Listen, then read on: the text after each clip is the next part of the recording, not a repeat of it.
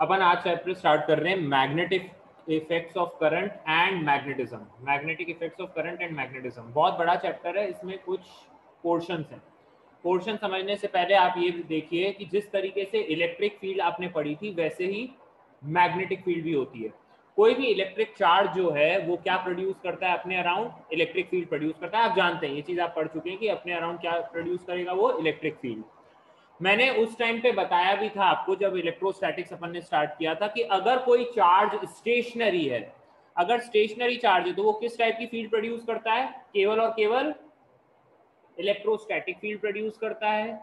अगर moving charge है तो वो कांस्टेंट वेलोसिटी से मूव कर रहा हो तो इलेक्ट्रिक फील्ड और मैग्नेटिक फील्ड दोनों प्रोड्यूस करता है। लेकिन अगर वो एक्सेलरेट भी कर रहा हो तो वो electric field, magnetic field and it will produce electromagnetic waves. ये चीज मैं बता चुका हूँ, ठीक है। अब मैग्नेटिक फील्ड भी is similar to what electric field जो आपने पढ़ी है।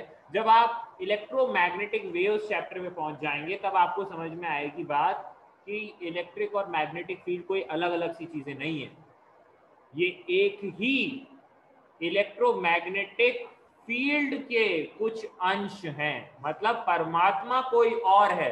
अभी आप तुच्छ सी आत्माएं पढ़ रहे हैं, ठीक है ना, क्योंकि आप में अभी इतनी समझ नहीं है कि आप डायरेक्ट परमात्मा को समझ लें, है ना। तो इसीलिए क्या होता है कि आपको सबसे पहले क्या पढ़ाया जा रहा है, आपको छोटी छोटी आत्माएं पढ़ाई जा रही है। मतलब आपको पहले इलेक्ट्रिक फील्ड पढ़ा दिया गया, फिर बता दिया गया भाई करंट दौड़ गया, करंट दौड़ गया, चार्ज दौड़ गया, चार्ज दौड़ने से क्या हुआ, मैग्नेटिक फील्ड प्रोड्यूस हुई। तो अभी आपकी समझ इतनी डेवलप नहीं हुई है कि आप डायरेक्ट परमात्मा को समझे, इलेक्ट्रोमैग्नेटिक फील्ड को समझे। तो अभी आपको पहले इलेक्ट्रिक फील्ड पढ़ा दी गई, अब मैग्नेटिक फील्ड। इसके बाद वाला जो चैप्टर आएगा EMI and AC, electromagnetic induction में आपको थोड़ा और ज्ञान दिया जाएगा कि मैग्नेटिक फील्ड को बदलने से इलेक्ट्रिक फील्ड बनाई जा सकती है। और फिर अंत में जब अपन इलेक्ट्रोमैग्नेटिक वेव्स चैप्टर में पहुंचेंगे तब आपको ये परम ज्ञान मिलेगा, ब्रह्म ज्ञान मिलेगा कि जिस तरीके से मैग्नेटिक फील्ड को बदल के इलेक्ट्रिक फील्ड बनाई जा सकती है वैसे ही इलेक्ट्रिक फील्ड को बदल के भी मैग्नेटिक फील्ड बनाई जा सकती है। अर्थात ये सब एक ही चीज के, एक ही उस परम आत्मा की कुछ आत्माएं, कुछ अंश हैं। समझ, मतलब इतना बढ़िया कॉन्सेप्ट है ये। एक्चुअल में तो जब the first chapter we should start is with electromagnetic waves, है ना। वो हमें इलेक्ट्रोमैग्नेटिक वेव्स में से हमें क्या करना चाहिए था, स्टार्ट करना चाहिए था। बट यहाँ पर हम स्टार्ट करते हैं किससे, हम पहले छोटे छोटे टुकड़े समझते हैं, फिर जाके हम अल्टीमेटली उसे कोशिश करते हैं कि हम इलेक्ट्रोमैग्नेटिक वेव को समझ पाएं। अल्टीमेटली ये जो सारे चैप्टर पढ़ाए जा रहे हैं ना, उनका एम एक ही है कि आप इलेक्ट्रोमैग्नेटिक वेव को समझ जाएं, ठीक है ना। तो समझाना आपको वही चाह रहे हैं कि इलेक्ट्रोमैग्नेटिक वेव के बारे में समझाना चाह रहे हैं, ठीक है ना। तो समझ गए ना। अब अपन स्टार्ट करते हैं, ठीक है। मैग्नेटिक फील्ड, जिस तरीके से इलेक्ट्रिक फील्ड को डिफाइन किया गया था कि एक चार्ज पार्टिकल के अराउंड एक ऐसी स्पेस हो जाती है जहां पर इलेक्ट्रिक इफेक्ट्स प्रोड्यूस किए जा सकते हैं और इलेक्ट्रिक इफेक्ट्स एक्सपीरियंस भी किए जाते हैं, ठीक है ना। फोर्स ऑफ अट्रैक्शन या फोर्स ऑफ रिपल्शन एक्ट कर सकता है अगर उस रीजन में, उस स्पेस में पहुंच जाए। वैसे ही यहाँ पर भी होता है। मैग्नेटिक फील्ड एक ऐसी जगह, एक ऐसी स्पेस है जिसमें मैग्नेटिक फोर्सेस को एक्सपीरियंस किया जा सकता है, मैग्नेटिक इफेक्ट्स को एक्सपीरियंस किया जा सकता है। अब यहाँ पे मैंने कुछ सोर्सेज एन्यूमरेट किए आपके सामने कि कौन कौन है जो मैग्नेटिक फील्ड को प्रोड्यूस करता है। एक मैग्नेट के अराउंड मैग्नेटिक फील्ड मिलेगी। मूविंग चार्ज जो है वो करंट है, and current is the source of magnetism. Remember, अगर कोई चार्ज पार्टिकल स्टेशनरी है तो वो इलेक्ट्रिक फील्ड तो प्रोड्यूस करेगा बट वो मैग्नेटिक फील्ड प्रोड्यूस नहीं करेगा। और एक करंट कैरिंग वायर या कंडक्टर जो है वो भी मैग्नेटिक फील्ड प्रोड्यूस कर सकता है। ये तीनों सोर्सेज है मैग्नेटिक फील्ड के, ठीक है, क्लियर है। इनके अराउंड जो है वो मैग्नेटिक फील्ड बन सकती है, प्रोड्यूस हो सकती है, ठीक है। आगे बढ़ते हैं अपन, ध्यान से समझिएगा। मैग्नेटिक फील्ड को रिप्रेजेंट किया जाता है, जैसे मैग्नेटिक इलेक्ट्रिक फील्ड होती थी तो उसकी इंटेंसिटी को डिफाइन करने के लिए कि कितनी ज्यादा पावरफुल है, वैसे ही यहाँ पर भी डिफाइन होता है मैग्नेटिक फील्ड इंटेंसिटी। क्या डिफाइन होता है यहाँ पे, magnetic field intensity. And magnetic field intensity is defined as capital V, कैसे डिफाइन किया जाता है इसे, कैपिटल बी से। और magnetic field intensity capital B is again a vector quantity, एक वेक्टर क्वांटिटी है, डायरेक्शन वगैरह देखनी पड़ेगी यहाँ पर भी, ठीक है, इट्स अ वेक्टर क्वांटिटी। अब इसका डायमेंशंस और इसकी यूनिट क्या होते हैं, ध्यान से सुनो। इसका जो यूनिट होता है, इसका यूनिट डिफाइन किया गया है टेस्ला। क्या डिफाइन किया गया है, Tesla. Tesla is the unit, और कैपिटल टी से इसे रिप्रेजेंट किया जाता है। किससे रिप्रेजेंट किया जाता है, कैपिटल टी, टेस्ला। एंड इसका ये तो ऐसा यूनिट हो गया, इसका ऐसा यूनिट है। इसका सीजीएस यूनिट जो है, CGS unit is Gauss. CGS unit कितना होता है, गाउस होता है, कैपिटल जी से रिप्रेजेंट किया जाता है, ठीक है। एसआई यूनिट और सीजीएस यूनिट में एक रिलेशनशिप होता है, 1 टेस्ला इज इक्वल्स टू 10 की पावर 4 गाउस, ठीक है। 1 टेस्ला कितना होता है, 10 की पावर 4 गाउस के बराबर होता है, ये याद रखना है, ठीक है। 1 टेस्ला इज 10 की पावर 4 गाउस, क्लियर है। 1 टेस्ला इतना गाउस हो जाता है, और 1 गाउस को आप क्या लिख सकते हैं, 1 गाउस इज इक्वल टू 10 की पावर -4 टेस्ला, ठीक है ना। अब इसका डायमेंशनल फॉर्मूला कहाँ से आता है, फॉर्मूला बता दे रहा हूँ पहले मैं, फॉर्मूला बता रहा हूँ कहाँ आया कैसे आया, ये आगे चैप्टर में पढ़ाया जाएगा। फोर्स का फॉर्मूला होता है, किसी भी चार्ज पार्टिकल, कोई भी चार्ज पार्टिकल अगर v वेलोसिटी से मूव कर रहा है मैग्नेटिक फील्ड के अंदर, ये वेलोसिटी v है, मैग्नेटिक फील्ड b है, थीटा एंगल से मूव कर रहा है, तो उसके ऊपर फोर्स आता है QVB sin थीटा से, ये फॉर्मूला होता है। Force on a charge particle moving in magnetic field, है ना, अगर मैग्नेटिक फील्ड में वो मूव कर रहा हो, ये फॉर्मूला होता है। तो यहां से आप मैग्नेटिक फील्ड का डायमेंशनल फॉर्मूला डिराइव कर सकते हैं। बताओ b का फॉर्मूला क्या बन जाएगा, F upon Q into V into sine theta. अब बताओ फोर्स का डायमेंशनल फॉर्मूला, फोर्स का dimensional formula mlt-2, charge, charge क्या होता है at-1 नहीं, charge is a into t। And what about velocity, velocity क्या होता है lt-1। Sine theta is dimensionless, so that we can say कि t से t तो कैंसिल आउट हो जाएगा, तो मैग्नेटिक फील्ड के जो डायमेंशन है दैट विल बिकम, देखो l से l भी कैंसिल आउट हो गया, mt-2 and a-1, this is the dimensional formula for magnetic field. सही बात, ठीक है, समझ में आ गया। तो अब ये पूरे चैप्टर का मैं आपको बाइफर्केशन बताता हूँ। पूरा चैप्टर मेजर 4 से 5 टुकड़ों पे बेस्ड है। पहला टुकड़ा है calculation of magnetic field intensity. पहला जो पूरा चैप्टर है हमारे पास वो है calculation of magnetic field intensity for various configurations. जैसे आप वहां पर करते थे, याद है, प्लेन लाइन वायर के लिए, डिस्क के लिए, रिंग के लिए, हॉलो स्फीयर, सॉलिड स्फीयर, इस तरीके से आप क्या कैलकुलेट करते थे, इलेक्ट्रिक फील्ड इंटेंसिटी। वैसे ही अब यहाँ पर आपको अलग अलग ज्योमेट्रीज के लिए मैग्नेटिक फील्ड इंटेंसिटी कैलकुलेट कराई जाएगी। एक बार आपको मैग्नेटिक फील्ड निकालने आ गया तो फिर आप चले जाते हैं नेक्स्ट सेक्शन की तरफ, force and torque on charge particles moving in magnetic field, या आप इसको डायरेक्ट ऐसे लिख दीजिए, force and torque in magnetic field, है ना। मैग्नेटिक फील्ड, एक बार मैग्नेटिक फील्ड कैलकुलेट कर दी तो उसी मैग्नेटिक फील्ड में अगर चार्ज पार्टिकल छोड़ दिया गया, फोर्स कितना लगेगा, टॉर्क कितना लगेगा। This is a diverse topic. इसके अंदर हम थोड़े इंस्ट्रूमेंट्स के बारे में भी बात करते हैं। One of the popular instruments यहाँ पर जिसकी हम बात करेंगे that will be a cyclotron. इसकी बात करेंगे यहाँ पे, साइक्लोट्रॉन एक डिवाइस होता है जो चार्ज पार्टिकल्स को एक्सेलरेट करने के लिए काम आता है, ठीक है ना, चार्ज पार्टिकल्स को एक्सेलरेट करने के लिए साइक्लोट्रॉन, ठीक है। इसके अलावा हम रेक्टेंगुलर कॉइल वगैरह, मैग्नेटिक डाइपोल मोमेंट और बहुत सारी बातें इसमें हम करेंगे। फोर्स एंड टॉर्क, इसमें हम मोशन भी स्टडी करते हैं चार्ज पार्टिकल का, क्यों किस तरीके से मूव करेगा, ठीक है। फिर हमारे पास जो नेक्स्ट सेक्शन आता है that is very similar to electrostatics, बिल्कुल इलेक्ट्रोस्टैटिक्स का डिट्टो एक सेक्शन यहाँ पर आएगा। वहां पर आपने इलेक्ट्रिक डाइपोल मोमेंट पढ़ा था, याद है, इलेक्ट्रिक डाइपोल मोमेंट। यहाँ पर आप क्या पढ़ते हैं, यहाँ मैग्नेटिक डाइपोल मोमेंट आ जाएगा, मतलब यहाँ आप बार मैग्नेट के बारे में पढ़ेंगे, bar magnet which is similar to, और इसको कहते हैं मैग्नेटोस्टैटिक्स। जैसे इलेक्ट्रोस्टैटिक्स था वैसे मैग्नेटोस्टैटिक्स है। एक्सियल लाइन पे निकालना और इक्वेटोरियल लाइन पे निकालना, जनरल पॉइंट पे निकालना, पोटेंशियल एनर्जी निकालना, वर्क डन रोटेट कराने के लिए, फिर वो एसएचएम करता है। याद है पूरा जो अपन ने डाइपोल वाला सेक्शन वहां पे पढ़ा था, डिट्टो एज इट इज यहाँ पे पढ़ना है। ये सर कंप्लीट कोई होने फॉर्मूला के बाद सेम है उसमें? बिल्कुल फॉर्मूले सेम है, फॉर्मूले भी सेम है। तो मैं कह रहा हूँ ना ये एक लेक्चर में हो जाएगा, मैग्नेटोस्टैटिक्स एक लेक्चर का काम है, ठीक है। तो मतलब ये फिर कुछ हमारे पास आता, हाँ बोलो। ग्रेविटेशन जैसे है? हाँ ग्रेविटेशन जैसे है, बिल्कुल जैसे हम ग्रेविटेशन में करते थे वैसे ही यहाँ पर भी करेंगे, ठीक है ना। अब नेक्स्ट आगे सुनो, इसके बाद आता है हमारे पास मैग्नेटिक मटेरियल्स। मैग्नेटिक मटेरियल्स जो चीज आप काफी हद तक केमिस्ट्री में पढ़ चुके होंगे सॉलिड स्टेट में, उसमें पढ़ा दिया जाता है फेरोमैग्नेटिक नहीं सब्सटेंसेस, पढ़ा है सर, डायमैग्नेटिक, पैरामैग्नेटिक, है ना, जो वहां पर सर पढ़ाया होता आपके है। लिए छोड़ दिया था। नहीं पढ़ा है। ये भी मेरे ऊपर छोड़ा है, चलो ठीक है। सर मैग्नेटिक उन्होंने कहा था मटेरियल, सॉलिड स्टेट ही नितिन सर पढ़ा दे। अच्छा मैग्नेटिक मटेरियल्स हो जाएगा, ठीक है। और लास्ट सेक्शन आता है हमारे पास अर्थ्स मैग्नेटिज्म।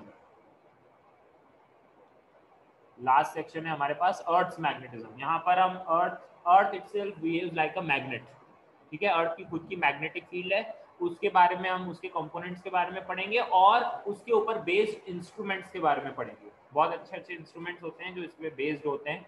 तो ये पूरा इसका लेआउट है, ये पूरा जो magnetism and magnetic effects of current है, पूरा लेआउट ये है, ठीक है। इन सेक्शंस के अंडर हमें चीज पढ़ाई जाएगी, पढ़नी है हमें, ठीक है।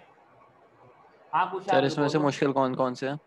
कोई भी चीज मुश्किल नहीं है इसमें, अच्छी बात ये है।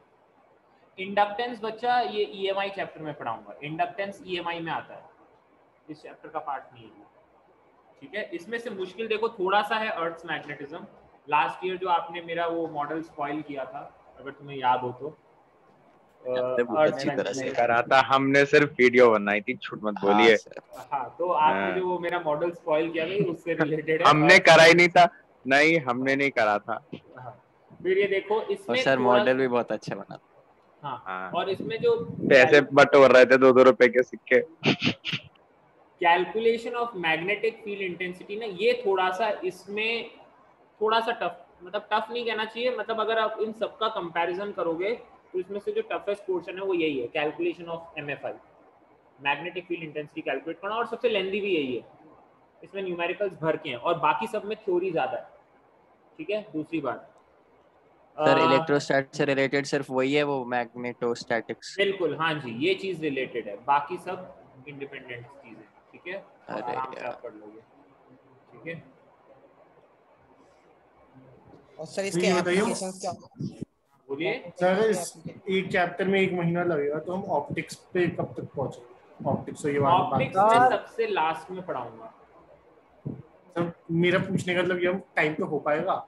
आराम से हो जाएगा बच्चा, आराम से हो जाएगा, क्योंकि इसके बाद जो बड़ा चैप्टर है वो बस ज्योमेट्रिकल ऑप्टिक्स बचता है, बाकी सब छोटे छोटे चैप्टर है, फटाफट होने वाले। सर मैग्नेटिक के एप्लीकेशंस क्या होंगे सर? क्या एप्लीकेशन सर इसके? एप्लीकेशंस, एप्लीकेशंस इन सब में आएगी बच्चों।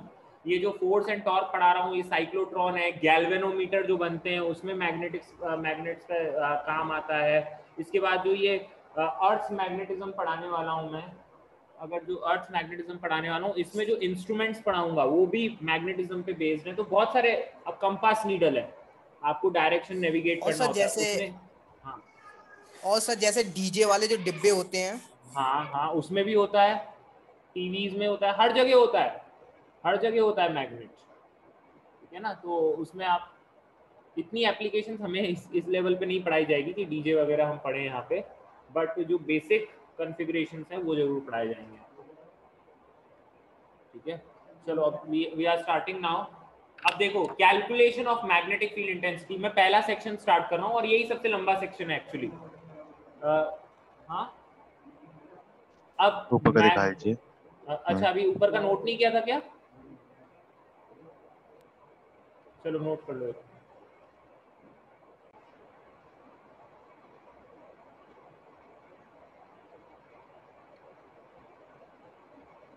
देखो इसके बारे में मैं आपको एक छोटी सी बात बता दूं, जो 2 शब्द लिखे हैं बिल्कुल ढंग से समझ लो। पहली बात तो ये एक्सपेरिमेंटल लॉ है। एक्सपेरिमेंटल लॉ बोलने का मतलब है कि इसका कोई फॉर्मल प्रूफ नहीं है, एक्सपेरिमेंट से इसे डिराइव किया गया, ठीक है ना, ऑब्जर्वेशन किए गए और उससे डिराइव किया गया, ये लॉ है।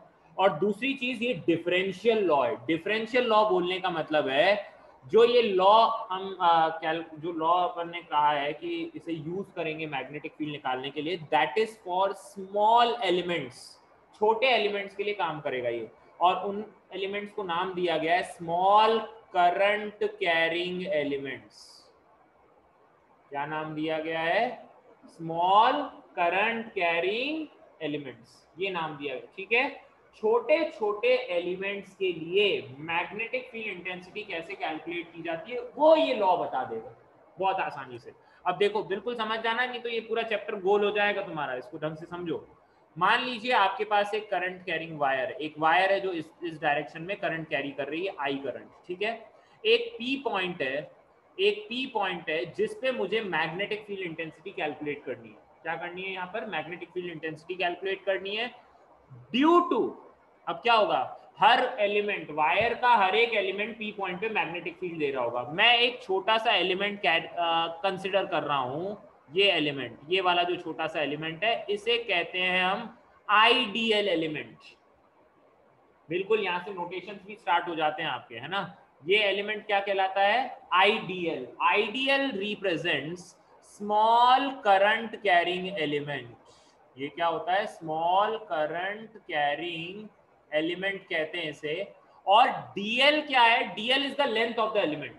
इसकी डायरेक्शन कौन सी ली जाती है? डायरेक्शन वही है जो करंट की डायरेक्शन है, करंट की डायरेक्शन में ही डीएल एलिमेंट लिया जाता है। ठीक है, अब ये डीएल एलिमेंट जो है उससे आप पी पॉइंट तक एक एरो बनाएंगे which represents the position vector R. Position vector R कहां से कहां पॉइंट करेगा, जल्दी बताओ। R is the position vector of observation point, जो observation point है P, with respect to, किसके रेस्पेक्ट में? एलिमेंट, वायर नहीं, वो करंट कैरिंग एलिमेंट जो है, करंट कैरिंग एलिमेंट के रेस्पेक्ट में वहां से ऑब्जर्वेशन पॉइंट का पोजीशन वेक्टर। और ये वाला जो एंगल है ये थीटा है, वायर और आर के बीच में, डीएल और आर के बीच में जो एंगल है वो थीटा है। तो यहाँ थीटा एंगल कैसे डिफाइन करूंगा? Theta is the angle between किसके बीच का एंगल है? Position vector and DL vector. Clear है? तो अब यहाँ पर अब बिल्कुल याद रहे आपको, यहाँ पर आपको ये याद रहना चाहिए कि बी पॉइंट, पी पॉइंट पे छोटी सी मैग्नेटिक फील्ड इंटेंसिटी आएगी, क्योंकि छोटा एलिमेंट है तो मैग्नेटिक फील्ड भी छोटी सी आएगी। तो जो छोटी सी मैग्नेटिक फील्ड इंटेंसिटी आएगी वो क्या होगी? डीबी। उसे क्या रिप्रेजेंट करेंगे? छोटी सी मैग्नेटिक फील्ड को डीबी। डीबी जो है डायरेक्टली प्रोपोर्शनल होता है आइडियल के। Ideal represents what? Ideal represents what? Small current carrying element. dB is inversely proportional to r square. वो r square के भी inversely proportional. Observe, ये क्या से लिख रहा हूं मैं? ये observations हैं, experimental observations हैं. And dB is directly proportional to sin theta. आप इन सबको अगर combine करेंगे तो आपको क्या मिल जाएगा? dB will be proportional to ideal sine theta divided by R square. जैसे ही आप प्रोपोर्शनैलिटी साइन हटाने की कोशिश करेंगे तो एक कांस्टेंट लग जाना चाहिए, और वो कांस्टेंट जो यहाँ पर लगता है वो लगता है म्यू नॉट अपॉन 4 पाई। इलेक्ट्रोस्टैटिक्स में क्या लगता था? 1 अपॉन 4 पाई एप्सिलॉन नॉट। यहाँ पर लगता है म्यू नॉट अपॉन 4 पाई, और ये बन जाएगा I D L sine theta divided by R square. अब यहाँ पर म्यू नॉट की तारीफ बताएं, म्यू नॉट क्या है? जैसे वहां पर तेरी एप्सिलॉन नॉट क्या होता था बताओ? वहां पर एप्सिलॉन नॉट क्या कहते थे?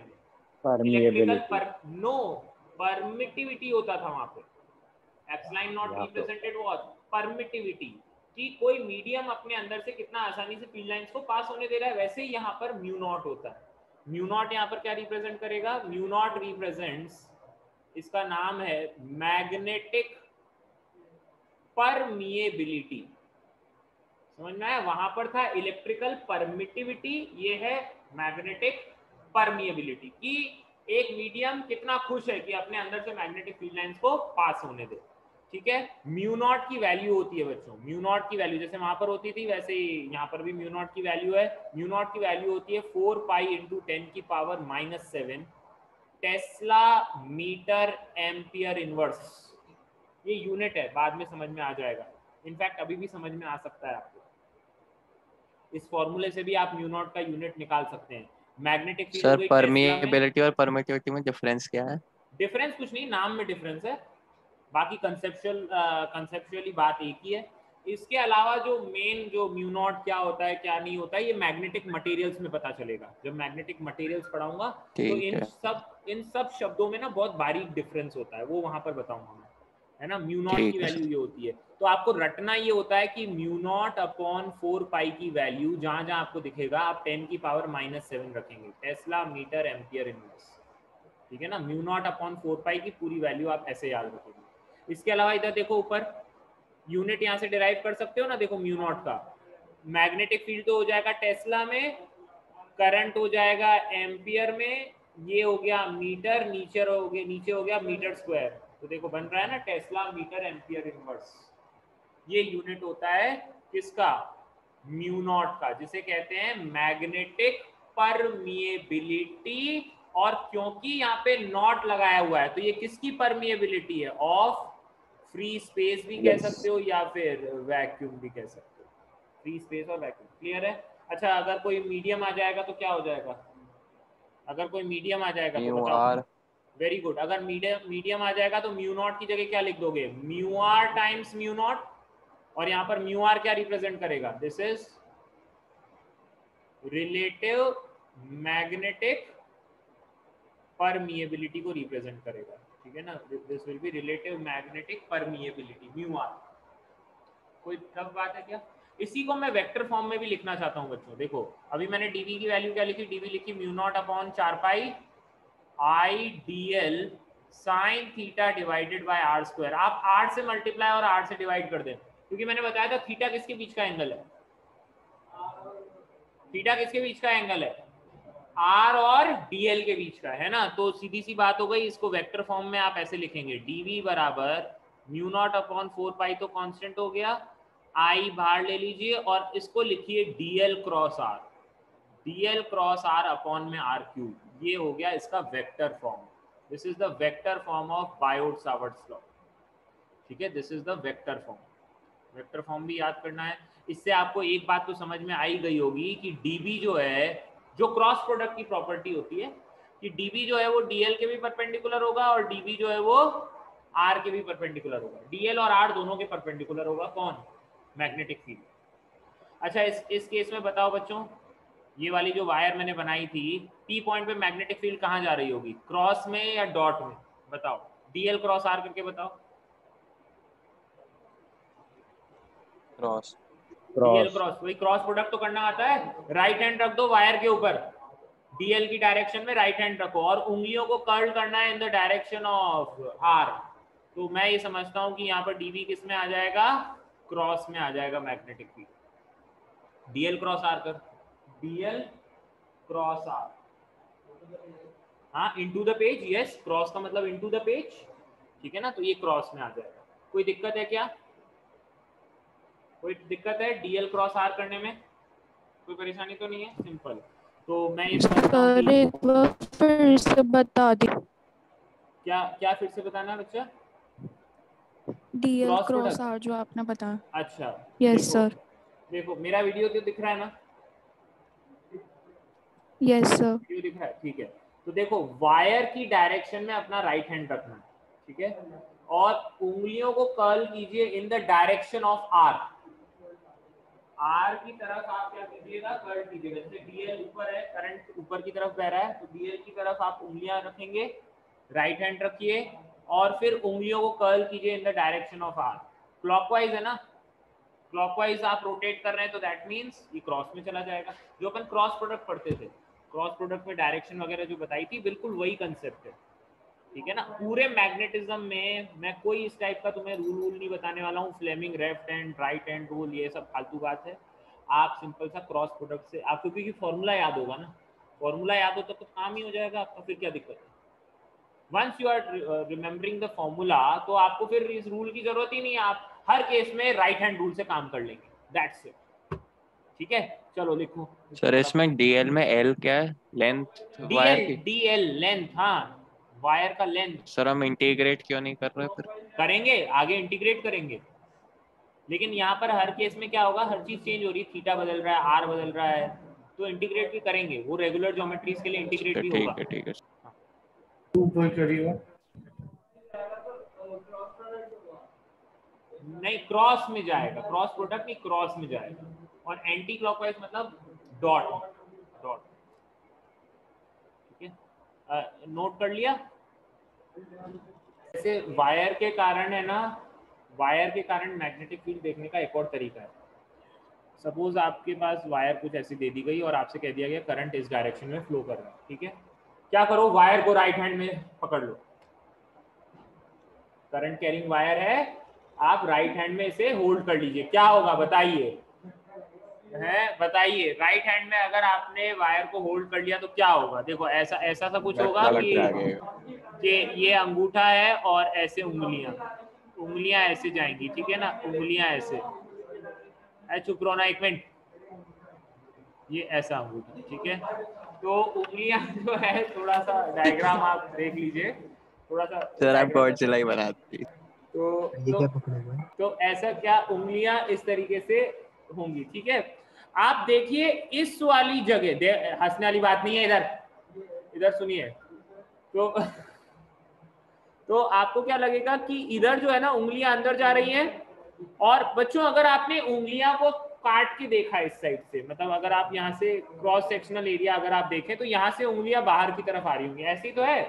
देखो यू ऐसे होल्ड करोगे ना वायर को, तो आपको क्या लगेगा कि इस तरफ से तो उंगलियां अंदर जा रही है और आउटसाइड बाहर से, समझ में आ रही है ना, दूसरी साइड से उंगलियां बाहर आ रही है। जिसको नहीं समझ में आ रहा है वो उंगलियां काट के देख सकता है, ठीक है ना, ज्यादा यूं होशियारी पढ़ने की जरूरत नहीं है, ठीक है। Thank you Aditya. अब देखिए इसका मतलब है, अरे सुन लो भाई, इसका मतलब है यहाँ पे उंगलियां अंदर जा रही हैं, यहाँ उंगलियां बाहर आ रही हैं। तो जहां उंगलियां अंदर जा रही हैं वहां मैग्नेटिक फील्ड भी अंदर की तरफ जा रही होगी, और जहां उंगलियां बाहर आ रही हैं वहां मैग्नेटिक फील्ड बाहर आ रही होगी, मतलब डॉट में। तो समझ में आया, जिस डायरेक्शन में उंगलियां घूमती हैं उसी डायरेक्शन में मैग्नेटिक फील्ड भी घूमेगी। अर्थात अगर मैं इस वायर के अराउंड मैग्नेटिक फील्ड बनाना चाहूं तो वो कोसेंट्रिक सर्कल की फॉर्म में होगी, सच दैट फील्ड ऐसे इस डायरेक्शन में फील्ड अंदर जा रही होगी क्योंकि उंगलियां जो है अंदर जा रही हैं, और यहाँ से फील्ड बाहर आ रही होगी, यहाँ पे फील्ड लाइंस बाहर आ रही होंगी, ठीक है। तो यू कैन नॉट डिफाइन, मतलब it depends upon the location कि किस पॉइंट पे आप मैग्नेटिक फील्ड देख रहे हैं। अगर यहाँ पर राइट हैंड साइड में देख रहे हैं तो मैग्नेटिक फील्ड क्रॉस में दिखेगी, और यहाँ पर मैग्नेटिक फील्ड डॉट में दिखेगी, ठीक है ना, समझ में आई बात। अगर वायर जो है डाउनवर्ड डायरेक्शन में करंट कैरी कर रही हो, अब बताओ अगर वायर डाउनवर्ड डायरेक्शन में करंट कैरी करेंगी, you have to hold it in the right hand, remember this. अगर लेफ्ट हैंड में होल्ड कर दिया तो गलती रह जाएगी। तो अब बताओ अब किस डायरेक्शन में, अब देखो अंगूठा कैसे बनाएंगे, अब ये अंगूठा ऐसे होगा और मतलब उंगलियां ऐसे बनेंगी, मतलब ठीक है, मतलब इस तरीके से, है ना। तो हाँ, जो भी है, मतलब तुम समझ गए ना। अब इस केस में अगर आपने राइट हैंड को यूं पकड़, राइट हैंड में अगर वायर को पकड़ लिया तो इस तरीके से मैग्नेटिक फील्ड लाइंस बनेंगी, यहाँ से बाहर आती हुई, यहाँ से बाहर आती हुई और इधर से अंदर जाती हुई, ठीक है ना। यू 10th में जो पढ़ाया था वही तो है ये। तो यहाँ से बाहर आती हुई, तो यहाँ पर मैग्नेटिक फील्ड आपको डॉट में दिखेगी और यहाँ पे मैग्नेटिक फील्ड आपको क्रॉस में दिखेगी, ठीक है। हालांकि मेरा डायग्राम बहुत बेकार हो सकता है, गलत भी हो सकता है कि बना दिया हो, बेकार बन गया हो, बट तुम समझ गए हो, ठीक है। समझ में आ गई ना बात। तो यहाँ पर डॉट एंड क्रॉस ये भी आप तरीका कर सकते हैं, डीएल क्रॉस आर से तो कर ही सकते हैं, है ना। चलिए आगे बढ़ते हैं। अब मैं एप्लीकेशन समझा रहा हूँ। We are discussing the first application of Biot Savart's law. हाँ कुशाग्र बोलो। सर आप जो कह रहे हैं ऊपर वाले केस में डीएल क्रॉस आर से कैसे करेंगे? डीएल क्रॉस आर, चलो तो फिर प्रैक्टिस करा देते हैं डीएल क्रॉस आर की भी, चलो। हाँ हाँ, और क्या, मान लीजिए करंट इस डायरेक्शन में है और ये वाला पॉइंट पी है, इस पॉइंट पे मैग्नेटिक फील्ड इंटेंसिटी निकालनी है। ये देख लो भाई, ठीक है समझ। यहाँ पर ये आर वेक्टर हो जाएगा, वो भी राइट हैंड चलो वाला। डीएल क्रॉस आर करो। करंट की डायरेक्शन में ही लेंथ होती है, डीएल करंट की डायरेक्शन में, तो एल क्रॉस आर करके बताओ। एल क्रॉस आर किस डायरेक्शन में जाएगा, डॉट क्रॉस में चला जाएगा, यहाँ पर मैग्नेटिक फील्ड क्रॉस में हो जाएगी। अच्छा ये वाला पॉइंट बताओ, इस क्यू पॉइंट पे मैग्नेटिक फील्ड कहाँ होगी, सोच के बताओ।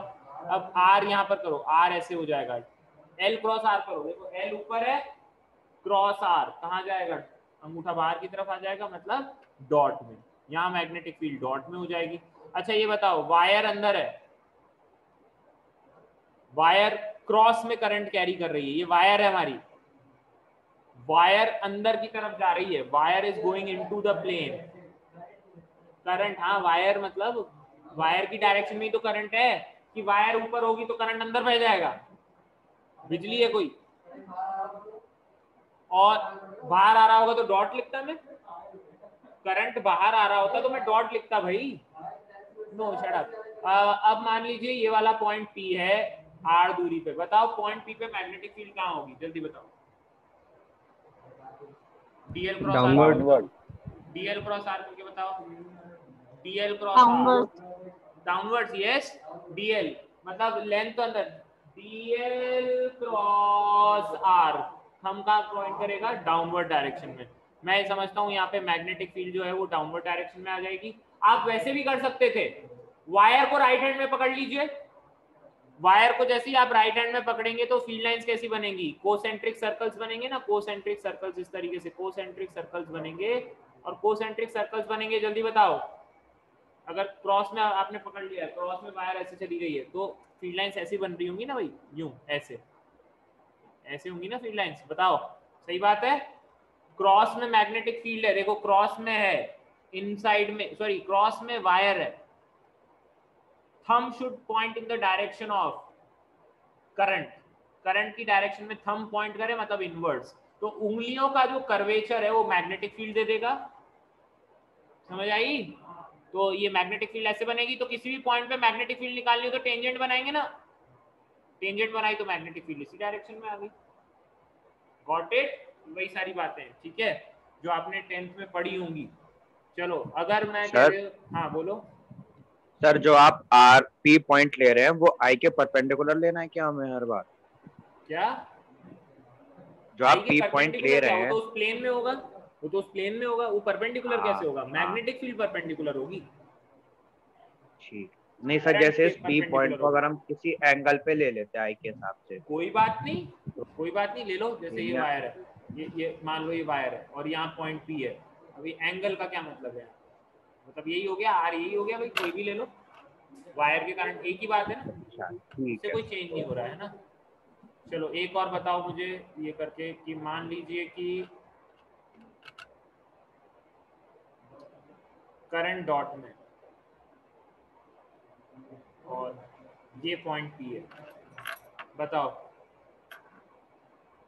करंट डॉट में, बताओ मैग्नेटिक फील्ड कहाँ पॉइंट करेगी, बोलो। राइट राइट में, कैसे कैसे किया, राइट हैंड रूल से या वायर को हाथ में पकड़ लिया, ठीक है, गुड, शाबाश, सही है। डीएल क्रॉस आर भी कर सकते हैं, डीएल बाहर की तरफ, देखो डीएल बाहर की तरफ, डीएल क्रॉस आर करके बताओ किस डायरेक्शन में पॉइंट करेगा,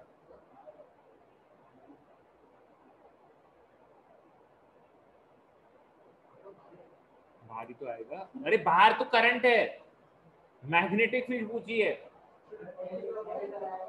बिल्कुल डॉट में है, मतलब क्या हो गया, डॉट में मतलब ऐसे फील्ड लाइन बनेगी ना ऐसे, तो मैं ये समझ, तुम लोग राइट कैसे बोल रहे थे, कौन लोग राइट बोल रहे थे, किसने कहा था ना राइट, राइट कैसे आ रहा है भाई,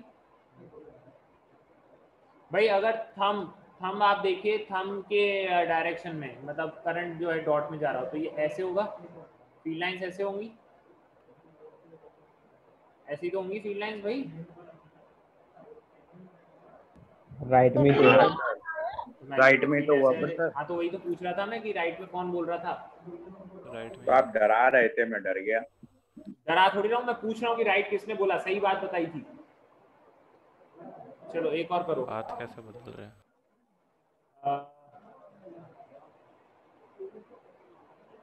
चलो मान लो कि तो ये भी कॉन्सेंट्रिक होगा सर, क्या, तो ये भी कॉन्सेंट्रिक होगा पहले वाले की बिल्कुल, तरह, हाँ हाँ हाँ, कोसेंट्रिक सर्कल्स ही होते हैं ना ये, magnetic field lines are concentric circles. चलो या इस पॉइंट पी पे बताओ, पॉइंट पी पे बताओ मैग्नेटिक फील्ड कहाँ होगी?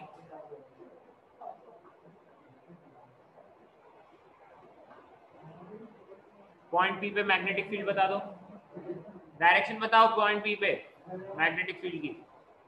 North sir east. Annotation on कर दीजिए, हम बना देंगे। हाँ सर, नॉर्थ ईस्ट होगी। North east sir. It is something. Very good. Bhanu देख लिया, सिर्फ नोटेशन से ही नहीं होगा, एनोटेशन से। डीएल क्रॉस आर, देखो डीएल इनवर्स है, डीएल क्रॉस आर यूं जाएगा। मैं ये समझता हूँ कि मैग्नेटिक फील्ड इस डायरेक्शन में जाएगा। मैग्नेटिक फील्ड जो है वो आर के परपेंडिकुलर होना चाहिए और करंट के भी परपेंडिकुलर होना चाहिए। दैट्स नॉर्थ ईस्ट, ठीक है, not exactly north east but हाँ, बट मैं बता रहा हूँ कई बार है ना इंसान कंफ्यूजन में ये लिख देता है आंसर। नॉर्थ ईस्ट का मतलब होता है एग्जैक्टली 45, नहीं तो हमें वो बताना पड़ता है 37 डिग्री नॉर्थ ऑफ ईस्ट या 53 डिग्री ईस्ट ऑफ नॉर्थ, ऐसे बताना पड़ता है, ठीक है। काइनेमेटिक्स में कई बच्चे ये गलती करते हैं 11th में, ठीक है। चलो now I am discussing the applications, fine. यहां से नोट करते चलो साथ में, applications of Biot Savart's law.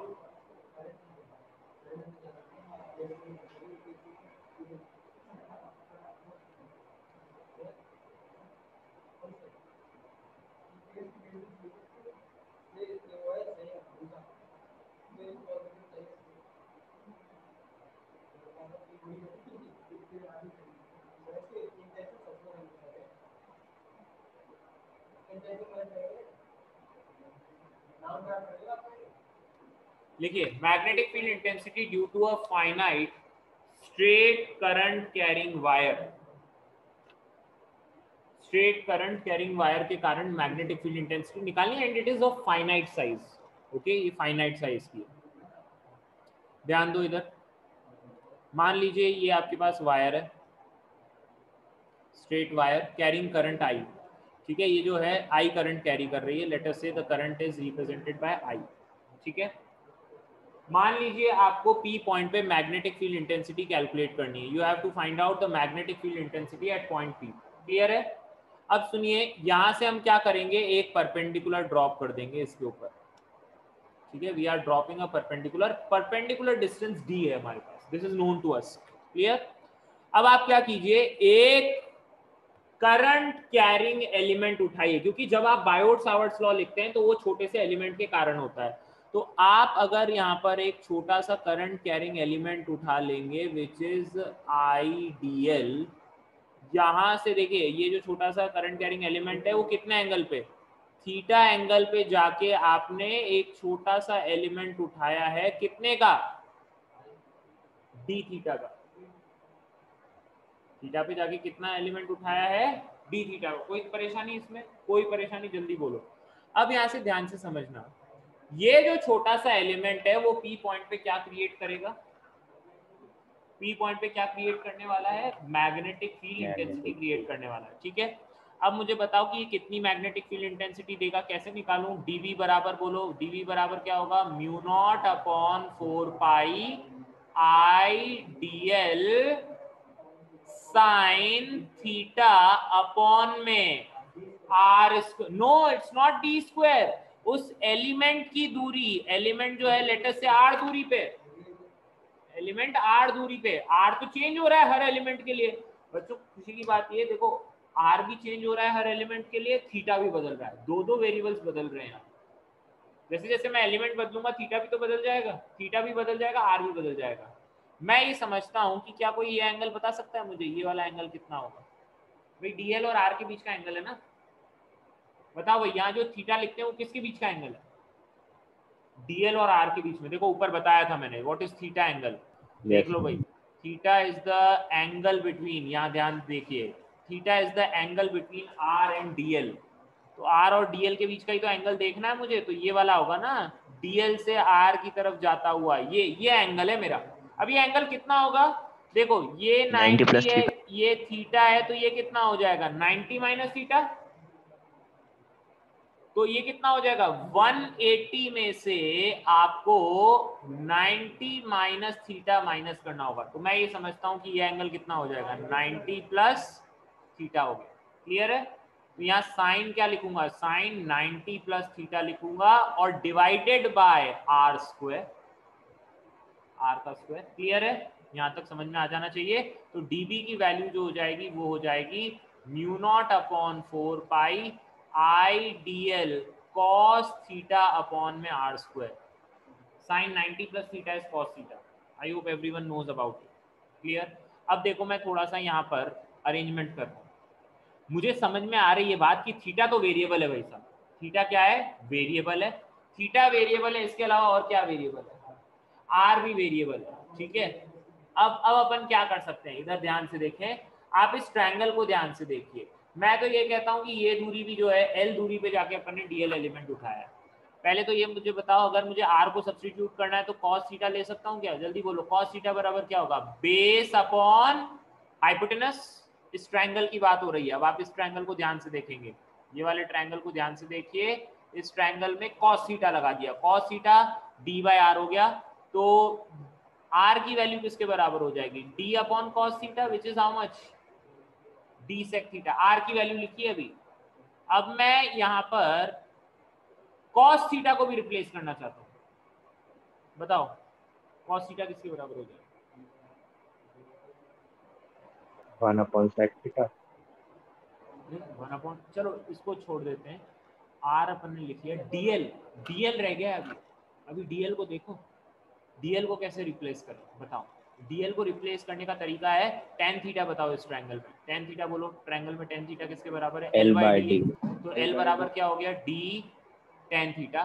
Differentiate कर दो, DL बराबर क्या हो जाएगा? DL बराबर D sec square theta D theta. ठीक है ना, DL बाय D थीटा निकाल लिया, DL रिप्लेस हो जाएगा, R रिप्लेस हो जाएगा। चलो dB की वैल्यू देखते हैं। अब dB की वैल्यू कितनी हो जाएगी? Mu naught upon 4 pi I dl d sec square theta d theta. ये dl हो गया, cos थीटा था आगे, cos थीटा अपॉन में r स्क्वायर। r क्या निकाला था अपन ने?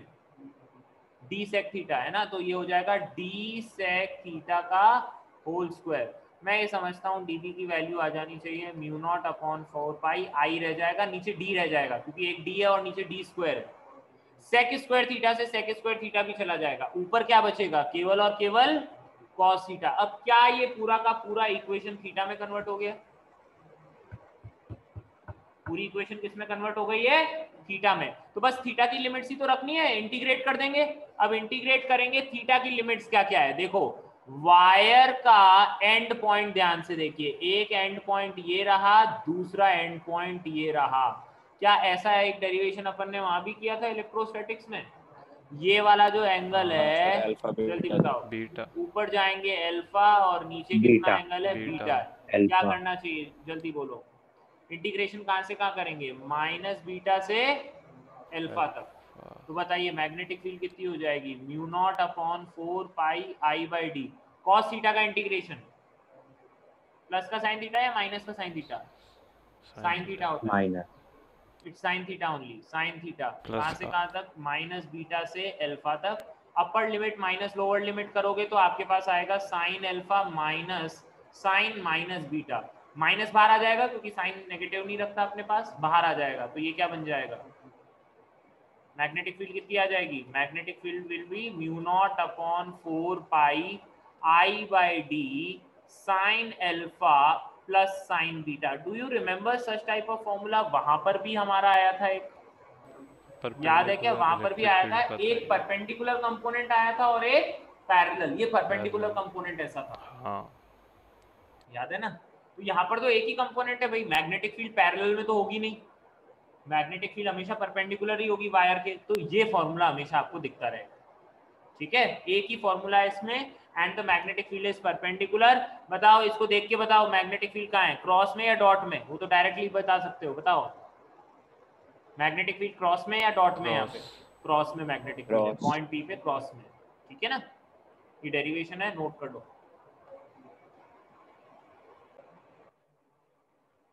देखो एक इनफाइनाइट वायर है, इनफाइनाइट वायर के कारण मैग्नेटिक फील्ड इंटेंसिटी निकालनी है, करंट आई कैरी कर रहा है और परपेंडिकुलर डिस्टेंस डी मान ली गई, ठीक है। बताओ अल्फा और बीटा की values. This is similar to electrostatics, electrostatics में भी बताया था अल्फा और बीटा कितने कितने हो जाएंगे, 90 डिग्रीज एंड 90 डिग्रीज। तो मैग्नेटिक फील्ड कितनी हो जाएगी, mu naught upon 4 pi I by D sine 90 plus sine 90, sine 90 plus sine 90, ये कितना बन जाएगा, magnetic field due to infinite wire becomes mu naught I by 2 pi D.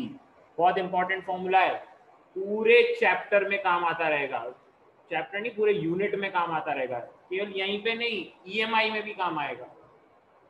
इसका साथ अब ईएमआई तक का है, infinite wire mu naught I upon 2 pi D. अच्छा, what about semi infinite wire, magnetic field intensity due to semi infinite wire. Semi infinite wire के कारण, semi infinite wire के कारण मैग्नेटिक फील्ड निकालनी है, बोलो क्या होगा, अल्फा और बीटा की वैल्यूज बताते जाओ। बीटा 0 मैंने पहले भी किया है, पहले भी किया हुआ है। लेट अस से वायर ऐसी है, ये इनफाइनाइटली जा रही है, इस पॉइंट टी पे हम निकालना चाह रहे हैं, D is the perpendicular distance. यहाँ से अल्फा तो हो जाएगा 90 डिग्रीज और बीटा तो बन ही नहीं रहा है, that means it is 0 degrees. तो मैग्नेटिक फील्ड का फॉर्मूला क्या बनेगा, mu naught upon 4 pi I by D sine 90 plus sine 0। तो ये कितना होगा, magnetic field will be mu naught I upon 4 pi D. ये मैग्नेटिक फील्ड होगी सेमी इनफाइनाइट वायर के कारण, ठीक है, नोट कीजिए इसे। तो आगे अब मैं क्वेश्चंस कराता हूँ आपको।